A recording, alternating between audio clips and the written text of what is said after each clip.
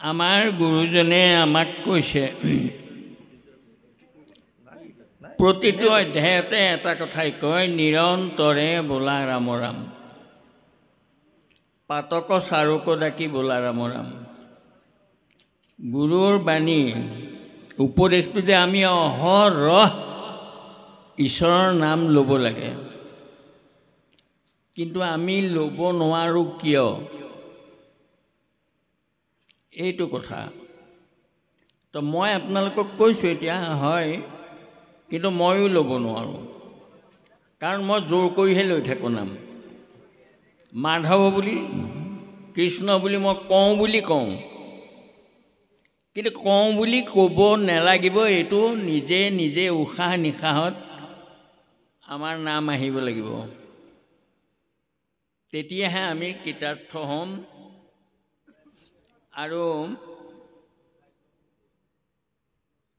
শুনিব লাগে কাৰণেই শুনিলে, আমাৰ ধাৰণা কিছুমান থাকে যে ভাগৱত শুনিলেই আমাৰ পুণ্য হ'ব। এইটো কথা নহয়, শুনিলে নহ'ব, শুনাটো বুজিব লাগিব। শ্ৰৱণৰ পিছত আমি বুজিব লাগিব। মুখস্থ হৈ গ'ল ভাগৱত, গোটেই মুখস্থ হৈ গ'ল, সেইটো আমাৰ জ্ঞান। আমি তাৰ অৰ্থটো বুজি পালোঁ, কি কৈছে। যেতিয়া বুজি পালোঁ তেতিয়া সেইটো বিজ্ঞান হ'ব। আৰু বুজি পোৱাটো যেতিয়া কামত লগাই দিলোঁ তেতিয়া এইটো তদং হ'ল। আৰু যেতিয়া আমি কামত লগাই দিলোঁ তাৰ ফলটো পামেই। গতিকে সেইটো ৰহস্য। গতিকে এতিয়া আমাৰ কথা হ'ল বাট বহুত দূৰ। হৰি ভক্তি ৰাজ মাৰ্গে গুৰু পদ নখ চন্দ্ৰ প্ৰকাশিত, শ্ৰুতি জননীৰ পদ পন্থ অনুসৰি, ফুৰুহুয়াই আমি আনন্দিত, স্খলন নাহিকে কদাচিত, মহাজন হ'ব জানিবা নিশ্চয় কৰি। মই এইটো আপোনালোকক ক'ব পাৰোঁ শপত খাই। কৃষ্ণই শপত খাই কৈছিলে, সত্যে সত্যে সত্যে সত্যে সত্যে নিষ্ঠা মানি, সত্যে সত্যে সত্যে সত্যে সত্যে বোলো বাণী, কোটি কোটি পাপৰ নামেশে সংহাৰ আক, নাম বিনে নাই সুখী সংসাৰ তাৰক। আমাৰ বচন শুনি হেলা হইব মতি, মত দোষ নাই সখী যাবা অধোগতি। তে ভগৱন্তই শপত খাই কোৱা কথাটো যদি আমি বিশ্বাস নকৰোঁ, তেতিয়াহ'লে কৃষ্ণই কৈছে যে তেতিয়া তোমালোক অধোগতি যাবা।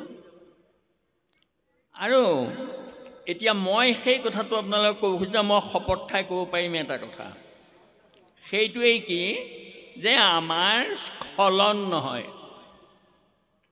হৰি ভক্তি ৰাজমাৰ্গত আমি উঠিলোঁ, আপোনালোক আমি কোনো অধোগতি নহওঁ, এইটো খাটাং। কিন্তু ঊৰ্ধ্বগতিও নহওঁ, একে ঠাইতে ৰৈ থাকিম, অৰ্থাৎ এতিয়া যিটো হৈ আছিলোঁ সেইটোৱেই ষ্টেজতে জন্ম হ'ম আকৌ। কাৰণটো কি, যে ৰাজমাৰ্গ বুলি কিয় কৈছে এই মাৰ্গটোক, ভক্তিটো ৰাজমাৰ্গ। ৰাজমাৰ্গ মানে ৰজা থকা জেগাটো ৰাজধানীৰ লগত সংযুক্ত হৈ আছে। তে দেৱ ৰাজা দৈৱকী নন্দন, ধৰ্ম ৰাজা নাম। এতিয়া তেনে দৈৱকী নন্দন ক'ত আছেগৈ? এৰিলা পৃথিৱী কৃষ্ণে ধৰ্ম জ্ঞানলৈ, গৈলা বৈকুণ্ঠ সহিত গুণনাম থৈ। তেনে ৰজা থকা জেগালৈ যোৱা বাটটোত আমাক তুলি দিলে, হৰি ভক্তি ৰাজমাৰ্গ ইয়াত আমি তুলি দিলে আমাক। কিন্তু গৈছোনে নাই এইটো আমাৰ কথা। তুলি দিয়া জেগাতে ৰৈ থাকিলে ক'ত পামগৈ? যোৱাটো আমাৰ কাম। স্খলন নাই এইটো হয়, কিন্তু আমি বৈকুণ্ঠটো পাব লাগিব এদিন। যদি পাব লাগিব, যাব লাগিব আমি। এতিয়া কথা হ'ল সেইটোৱে যে আমাক তুলি দিলে হয়, আমি তাৰমানে ৰৈ আছোঁ। যোৱাটো নিজে যাত্ৰা আৰম্ভ কৰক, এখোজ দুখোজকৈ গৈ থাকোঁ। নাৰদক কৈছিলে, যেতিয়া নাৰদে হৃদয়ত কৃষ্ণক দেখা পালে, গুচিল দেহত মোৰ মোহ অহংকাৰ, দেহৰ মোহটো আঁতৰ হৈ গ'ল, আত্মাত মোহ লাগি গ'ল।